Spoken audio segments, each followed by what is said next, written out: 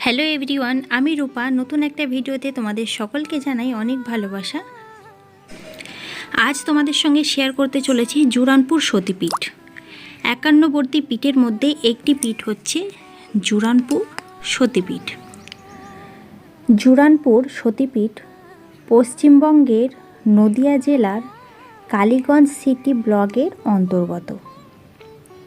জুরানপুর গ্রামে ভারতের 51টি হিন্দু পবিত্র স্থানের মধ্যে একটি। হিন্দু পৌরাণিক কাহিনী অনুসারে দক্ষিণ যজ্ঞার পর এই স্থানের দেবী সতীর কপাল পড়েছিল। জুরানপুর হিন্দু তীর্থস্থান। এখানে একটি পাথরকে দেবী দুর্গা হিসাবে পুজো করা হয়, যা একটি বড় বটগাছের নিচে স্থাপন করা হয়। গাছের পাশে একটি ছোট্ট মন্দির আছে, যেখানে ভৈরব নামে ভগবানের পুজো করা হয়।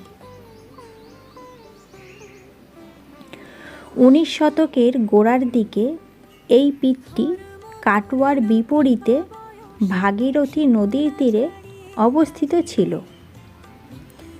কিন্তু বর্তমানে নদীটি পীঠের প্রায় 1 কিলোমিটার পশ্চিমে প্রবাহিত। প্রতি বছর মাঘ পূর্ণিমায় সেখানে মেলার আয়োজন করা হয়। এই পীঠে একটি ভূগর্ভস্থ চ্যানেল পর্বে ভাগীরথী নদীর সাথে সংযুক্ত ছিল। সেখানে স্বাধীনতার আগে অনেক সাধু ও বিপ্লবী আশ্রয় নিয়েছিলেন। মোহনলাল, নবাব সিরাজউদ্দৌলার জেনারেল হোক্কালাল, মহারাজা মোহনলালের ছোট ছেলে, রানী ভবানীর পুত্র রাজা রামকৃষ্ণ রায় সেখানে আশ্রয় নিয়েছিলেন বলে উল্লেখ করা হয়েছে। 1924 সালের ডিসেম্বরে পাটনার অল ইন্ডিয়ার যাদব মহাসভার সভাপতি নবদ্বীপ ঘোষ এই পাঠটি পরিদর্শন করেন। 16 জানুয়ারি 1963 সালে কলকাতার হাইকোর্টের আদেশে এই পীঠটি এখন একটি ট্রাস্ট দ্বারা পরিচালিত হয়।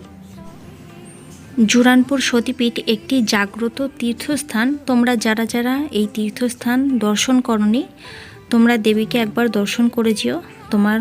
তোমাদের মনের মনস্কামনা অবশ্যই পূরণ হবে। আজকের ভিডিওটা এখানেই এন্ড করছি।